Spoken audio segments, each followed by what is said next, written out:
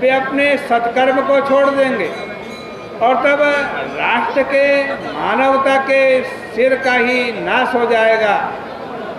परशु जी कहते हैं ब्राह्मणों के चरण तो ऐसे हैं कि उनकी वंदना करने से ही विष्णु को स्थिर लक्ष्मी प्राप्त हुई है।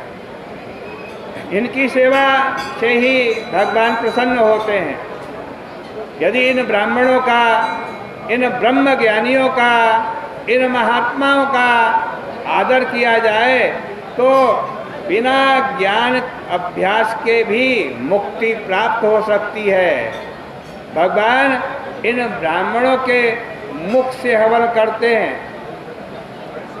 आज इन ब्राह्मणों को भोजन कराने से आज भगवान को प्राप्त हो जाता है, वैसा अन्यत्र कहीं नहीं होता।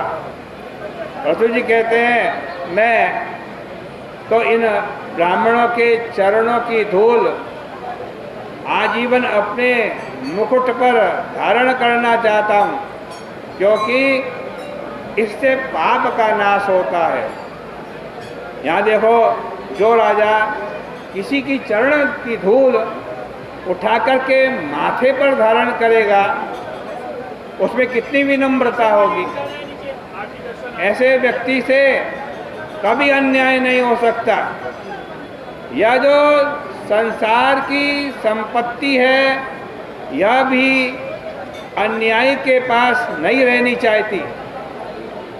आप संपत्ति की रुचि को पहचान लो। कहते हैं अन्यायोपार्जितम द्रव्यम 10 वर्षानि तिष्ठति। अन्याय से किया गया, इकट्ठा किया गया धन केवल 10 वर्ष तक ही रह सकता है।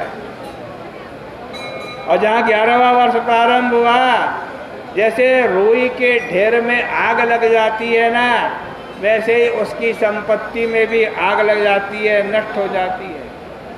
अन्यायी लोग शाम को तो करोड़पति होते हैं किंतु सुबह कंगाल हो जाते हैं। महाराज प्रभु कहते हैं कि जिसके सुंदर सद्गुण हैं, शील है, कृतज्ञता है, बड़े बूढ़ों का आश्रय है, ऐसे सत्पुरुषों के पास संपत्ति स्वयं चल करके आती है। इसलिए मेरी यह अभिलाषा है कि मुझ पर ब्राह्मण, गाय, भगवान और भगवान के भक्त चारों प्रसन्न रहे। मैत्रेय जी कहते हैं कि महाराज प्रभु का भाषण सुनकर सभी उपस्थित देवता, पितर और ब्राह्मण बड़े प्रसन्न हुए तथा साथ साथ कहने लगे कि महाराज आपको साधुवाद, आपने बड़ा अच्छा कहा। उन्होंने कहा कि हिरण्यकशिपु भगवान की निंदा करके आज नरक में जाने वाला था, लेकिन प्रहलाद जैसे पुत्र के प्रभाव से उस हिरण्यकशिपु का भी कल्याण हो गया। हमारा बड़ा सौभाग्य है कि हमें आप जैसा राजा मिला। हम अपने को भगवान के राज्य में ही समझते हैं, इसमें हमारा परम कल्याण है। हे प्रभु जी, हम आपको बारंबार प्रणाम करते हैं, नमस्कार करते हैं। मैत्रेय जी कहते हैं इस प्रकार प्रजाजन पृथ्वीपाल प्रभु महाराज जी की स्तुति कर ही रहे थे कि सूर्य के समान चमकने वाले 4 मुनीश्वर उनके सामने आकर के खड़े हो गए।